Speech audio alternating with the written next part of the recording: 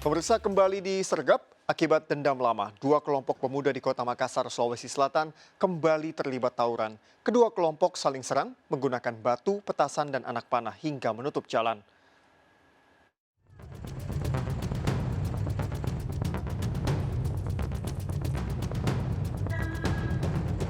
Tawuran dua kelompok pemuda di Jalan Barukan Raya, Kota Makassar, Sulawesi Selatan kembali terjadi. Kedua kelompok saling serang menggunakan batu, petasan, dan anak panah. Tawuran ini meresahkan warga hingga menutup jalan. Tim unit patroli reaksi cepat Polres Pelabuhan Makassar yang berupaya membubarkan tawuran diserang salah satu kelompok. Polisi pun terpaksa melepaskan sejumlah tembakan gas air mata. Tawuran dua kelompok pemuda ini kerap terjadi akibat dendam lama. Polisi menyebut pelaku tawuran ini banyak melibatkan warga dari luar daerah lain. Dari hasil penelusuran anggota kami masih dendam lama. Jadi pernah ada seseorang yang dikeroyok, kemudian berbalas, kemudian ada yang digusur, akhirnya itulah yang pecah. Kemudian dari salah satu kelompok meminta bantuan dari luar. Dan saat ini berdasarkan apa yang kami telusuri, ternyata kebanyakan orang luar yang masuk ke dalam lokasi ini untuk melakukan perang kelompok. Jadi bukan masyarakat sini. Dari penyisiran di lokasi, petugas menemukan puluhan anak panah dan juga petasan yang berserakan di lokasi. Antisipasi tawuran lanjutan, polisi masih melakukan mediasi dengan melibatkan sejumlah tokoh warga. Dari Makassar, Sulawesi Selatan, Leo Muhammad Nur, iNews melaporkan. Cinta segitiga berujung maut. Seorang wanita di Bekasi, Jawa Barat nekat menikah siri dengan pria lain padahal masih memiliki suami yang sah. Sang suami cemburu dan membunuh pria selingkuhan istrinya.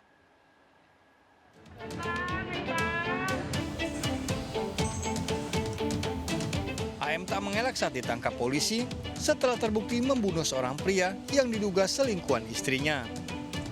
Bermula saat korban menaiki sepeda motor melintas di depan sebuah rumah makan dan tak sengaja melihat istrinya sedang berduaan dengan pria tersebut. Pelaku sempat memutari rumah makan 2 kali untuk memastikan tidak salah melihat. Emosi memuncak, pelaku gelap mata dan mengambil senjata tajam lalu mencegat korban dan istrinya yang berboncengan sepeda motor di Jalan Raya Kampung Bogor, Bekasi, Jawa Barat. Sempat terlibat adu mulut sebelum akhirnya pelaku menghabisi nyawa korban dengan senjata tajam. Korban ada adu mulut cekcok yang akhirnya menyebabkan perkelahian di mana korban meninggal dunia. Pelaku mengaku sakit hati karena ia dan istrinya belum bercerai. Selain itu, diduga antara istri pelaku dan selingkuhannya ini telah menikah siri. Kamu yang ambil istri saya bilang gitu. Nah, jadi jawabnya perasaan kedengeran ke kuping saya itu, ya emang kamu berani ngomong begitu, Kak. Akhirnya saya hilap gitu dengan spontan, secara tidak sengaja saya langsung babat dari depan gitu, babat dari depan. Ya sakit hati atau cemburu? Ya jelas sakit hati, yang namanya masih istri sah saya, Pak. Pelaku terancam 15 tahun penjara. Dari Kabupaten Bekasi, Jawa Barat, Didit Junaidi melaporkan. Satres Narkoba Polres Jakarta Barat meringkus 2 pelaku pemilik 3 paket besar narkoba jenis sabu di kawasan Banyuasin, Palembang, Sumatera Selatan. Dari pemeriksaan, kedua pelaku ternyata adalah kakak beradik, dibekuk saat akan mengirim sabu melalui jasa ekspedisi.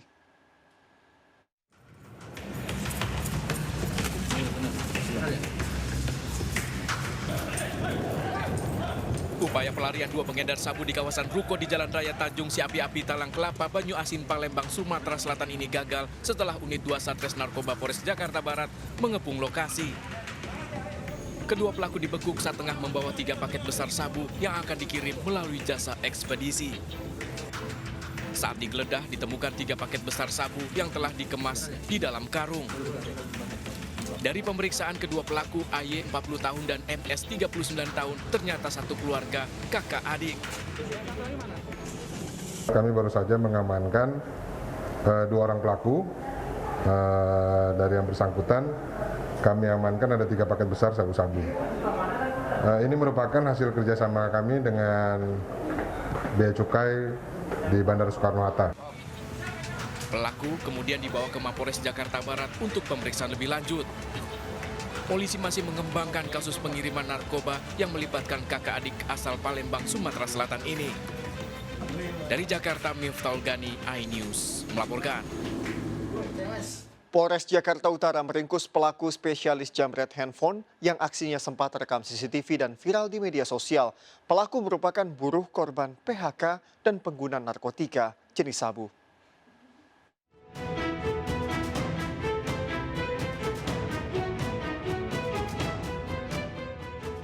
Aksi penjamretan handphone seorang wanita ini terjadi di Jalan Sunter Selatan, Tanjung Priok, Jakarta Utara.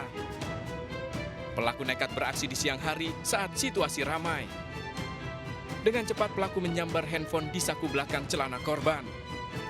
Tak butuh waktu lama, Polres Metro Jakarta Utara berhasil meringkus pelaku berinisial ISL. Pelaku mengaku telah 11 kali beraksi di wilayah Jakarta Utara. ISL berdalih terpaksa menjamret karena tak memiliki pekerjaan setelah di PHK. Pelaku ternyata juga seorang pecandu narkoba jenis sabu. Tersangka ini sudah 11 kali melakukan, namun bukan merupakan residivis karena belum pernah dihukum, belum pernah menjalani hukuman di LP. Ya. Namun perbuatannya sudah dilakukan sebanyak 11 kali menurut pengakuan yang bersangkutan. Pelaku bakar dijerat pasal 362 KUH pidana dan terancam 5 tahun penjara. Dari Jakarta, tim liputan iNews melaporkan.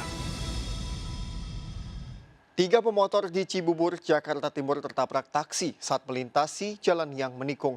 Kecelakaan terjadi diduga akibat pengemudi kehilangan konsentrasi.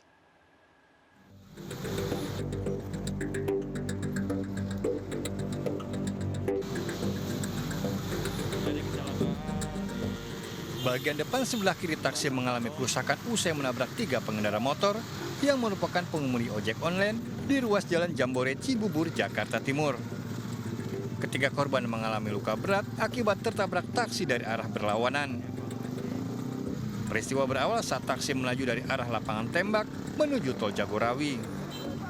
Secara tiba-tiba, taksi keluar jalur hingga menabrak pengendara motor yang melaju dari arah berlawanan. Taksinya dari arah sini, dari arah lapangan tembak. Terus? Mau ke arah Cilengsi. Motor dari arah mana, Pak? Kayaknya dari arah sana, dari arah Cibubur. Dugaan sementara, kejadian ini akibat pengemudi taksi kehilangan konsentrasi saat melewati jalan Jambore yang menikung tajam. Sepertinya si taksi Bluebird ini dia hilang konsentrasi sehingga menabrak 3 kendaraan roda 2 ini yang berlawanan arah. Ketiga korban pengendara motor dan pengemudi taksi menjalani perawatan. Dari Jakarta, Rio Manik melaporkan. Sesosok jasad bayi perempuan ditemukan di Kali Cengkareng Drain, Kembangan, Jakarta Barat. Korban diduga hasil hubungan gelap di luar nikah. Polisi menemukan pakaian orang dewasa yang diduga milik orang tua pelaku.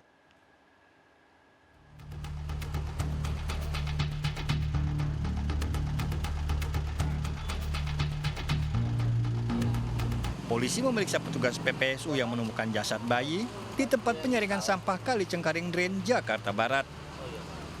Saat ditemukan, pada jasad bayi berkelamin perempuan masih menempel ari-ari di tubuhnya. Penemuan jasad bayi bermula saat petugas kebersihan sedang melakukan penyaringan sampah di lokasi. Petugas PPSU kemudian menemukan bungkusan kaos berisi jasad bayi berkelamin perempuan yang bersimbah darah.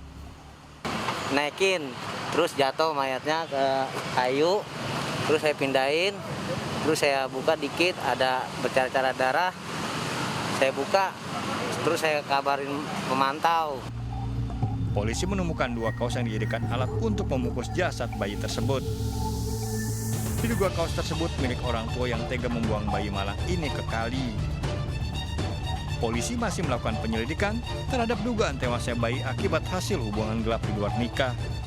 Karena curiga, mereka membuka dan ternyata di dalam bungkusan tersebut terdapat sesosok mayat bayi. Guna kepentingan otopsi, petugas mengevakuasi jasad ke rumah sakit RSCM. Dari Jakarta, Miftahul Gani melaporkan.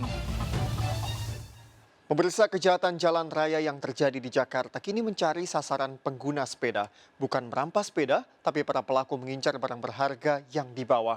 Bahkan pelaku bisa beraksi saat warga berolahraga, korbannya pun beragam, diantaranya adalah seorang anggota TNI.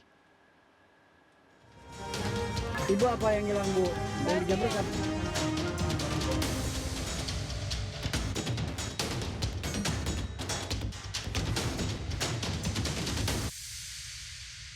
Ya pemirsa, marak olahraga sepeda untuk meningkatkan kesehatan. Namun tingkat pengamanan para pesepeda yang dinilai rendah membuat mereka menjadi korban para pelaku kejahatan. Pelaku bertindak tidak mengenal waktu dan tempat. Bahkan beberapa waktu lalu salah satu korbannya adalah perwira TNI. Bagaimana ini bisa terjadi? Pangestu Widiatmoko, perwira menengah marinir ini terjatuh dari sepedanya setelah sempat dipepet pengendara motor yang berboncengan di Jalan Medan Merdeka Barat, Jakarta. Kolonel Marinir Pangestu mengalami luka di bagian kepala setelah mempertahankan tas berisi handphone yang akan dirampas begal. Begal kabur setelah gagal mendapatkan barang incarannya. Begal nekat beraksi tidak jauh dari Istana Kepresidenan yang ketat penjagaan aparat. Kamera pemantau terpasang hampir di setiap sudut di kawasan Medan Merdeka Barat yang mengawasi setiap gerak-gerik pengguna jalan. Untuk menghindari jejaknya terlacak, pelaku begal menggunakan motor tanpa plat nomor. Hasil penyelidikan Polda Metro Jaya, pelaku diduga lebih dari 2 orang. Hasil penyelidikan kemarin sudah 3 kita periksa sebagai saksi yang mengetahui, melihat di TKP. Juga sudah ada beberapa CCTV yang kita ambil pada saat kejadian, sebelum kejadian, dan pasca kejadian CCTV. Itu bisa mengidentifikasi pelakunya. Identifikasi awal ada 2 kendaraan motor yang memang satu tugasnya mengawasi dan satu yang merebut. Siapa yang kena jamret, Ibu? Yang kena jamret siapa? Selang 2 hari pembegalan kembali terjadi di Jalan Medan Merdeka Barat, Jakarta Pusat. Korbannya rombongan ibu-ibu yang bersepeda di malam hari. Nabok Ibu? Enggak, dia langsung narik. Narik apa? Tas saya. Narik tas ya? Tas Ibu, tapi tasnya nggak kena? Enggak, karena dia sempat dipukul sama saya. Ibu di belakangnya si pemotornya? Iya, dia narik. Dia tarik di depan dia. Saking tarik, dia tarik lewat. Ibu nggak lihat si pemotornya ngikutin? Justru. Dia di depannya dia. Pelaku 2 orang berboncengan sepeda motor merebut tas korban dari belakang. Korban berhasil menjaga keseimbangan, namun uang dan handphone dalam tas dibawa kabur begal. Pelaku ini mau melakukan niatnya ya, melakukan kejahatan. Itu pertama. Terus kemudian yang kedua, edukasi kami ini incarannya adalah sepeda-sepeda ini adalah barang-barang maupun juga handphone yang dibawa oleh para pengendara sepeda. Ya. Selama ini kita bisa tahu handphone itu ditaruh di depannya, ini yang jadi sasaran. Jangan membuat para pelaku-pelaku ini mengincarnya gampang sekali dengan taruh sepeda seperti handphone di depan sepeda. Kemudian ada yang ditaruh di belakang karena bajunya ini ada kantong, ditaruh handphone di belakang. Dalam waktu hampir bersamaan dengan pembegalan di Jalan Medan Merdeka Barat, Hendra, seorang pesepeda, juga menjadi korban begal di Jalan Puri Indah, Jakarta Barat. Pembegalan terjadi pagi hari sementara Hendra sedang mengayuh bersama pesepeda lain. Hendra mengalami luka di kepala akibat terjatuh. Malam harinya tim gabungan Satreskrim Polres Jakarta Barat dan Polsek Kembangan melakukan olah tempat kejadian perkara di lokasi pembegalan. Saat menyusuri trotoar, polisi justru menemukan handphone Hendra yang sebelumnya dirampas begal berada di selokan. Pelaku begal masih buron polisi meski terekam CCTV, namun identitasnya belum terungkap. Ya pemirsa, tak dipungkiri para pesepeda menjadi sasaran empuk para pelaku kejahatan. Mengapa? Tingkat pengamanan kurang. Bahkan ponsel ataupun kamera kadang diletakkan di tempat yang kasat mata. Data Polda Metro Jaya, dalam kejahatan jalan raya yang menyasar pesepeda, begal beraksi berboncengan sepeda motor mengincar barang bawaan dalam tas atau di saku pesepeda. Begal membuntuti korban dan memepet untuk merebut barang berharga. Begal beraksi antara pukul 6 hingga 9 saat warga berolahraga dan situasi lalu lintas relatif sepi. Pelaku mencari sasaran pesepeda yang mengayuh sendiri atau terpisah dari rombongan. Jalur Jalan Sudirman, Tamrin, Harmoni hingga kawasan kota menjadi sasaran begal mencari korban, di mana saat pagi atau hari libur banyak pengguna sepeda berolahraga. Sasaran begal bukan hanya pesepeda wanita, namun sejumlah kasus korbannya justru pria. Waktunya tidak hanya siang hari. Pengguna sepeda malam hari pun rentan menjadi sasaran kejahatan jalanan. Data Polda Metro Jaya sepanjang bulan Oktober, 12 orang telah melapor sebagai korban pembegalan saat bersepeda. Polisi telah menangkap 10 begal pesepeda di sejumlah wilayah di Jakarta. Ironisnya, di antara para pelaku, usianya masih di bawah umur. Kami berhasil mengungkap 6 TKP dengan tersangka sejumlah 10 orang ataupun 10 tersangka. Dari 10 orang ini rata-rata pengangguran, ya. Ada juga yang masih di bawah umur, ya. Mereka berumur 17 tahun, ya. Yang lainnya, ya sampai saat ini mereka masih sifatnya perorangan. Tidak ada dari kelompok-kelompok geng motor. Para tersangka terancam hukuman 9 tahun penjara. Menurut Kriminolog Universitas Indonesia Ferdinand Andi Lolo, para pelaku kejahatan jalan raya sudah memperhitungkan kelemahan sasaran hingga resikonya. Meningkatnya pengguna sepeda di jalanan ibu kota membuat para pelaku kejahatan memilih sasaran barang berharga yang dibawa korban. Sepeda itu diincar. Pertama, sepeda adalah target yang mudah karena pembegal atau pelaku kejahatan biasanya menggunakan motor. Kecepatan sepeda dan motor tidak berimbang sehingga akan sulit bagi korban untuk mengejar pelaku kejahatan yang menggunakan motor. Kedua, pesepeda memiliki barang-barang yang mudah untuk diambil dan dijual di pasaran. Dan yang ketiga adalah pesepeda memiliki pertahanan yang kurang karena dia harus menjaga keseimbangan ketika dilakukan pembegalan.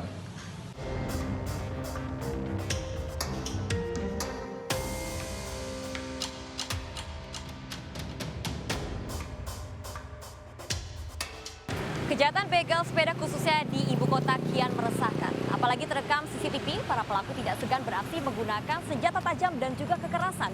Akibatnya para korban tidak hanya merugi secara materi, namun juga mengalami luka-luka. Kini masyarakat selain bergantung pada penegak hukum untuk memberantas aksi kejahatan, masyarakat pun juga dihimbau untuk waspada.